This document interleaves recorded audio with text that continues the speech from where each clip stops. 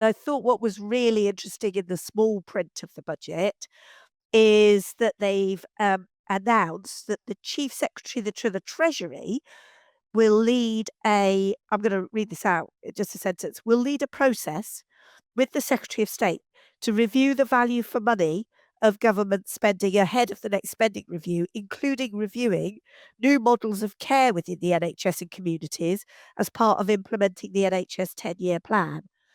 So actually, I think the Treasury is already concerned that they're about what this model of integrated care and neighbourhood care is, whether it will actually deliver the big gains in system performance that the 10-year plan sort of implicitly needs. But interestingly, Matthew, to your point then, that's not just the NHS England specifying this. This is the Treasury leading a review, the Chief Secretary to the Treasury leading a review of what that looks like. Now, we've only got a couple of lines at the moment, but maybe that's even more centralisation. But but to some extent, I guess that though is born to in some legitimate anxiety that we talk about integrated care a lot. We've talked about things like neighbourhood health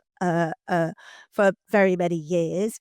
The evidence where we've been trialing aspects of it is that actually it's quite hard to deliver the gains and the improvements, and it remains quite a nebulous concept.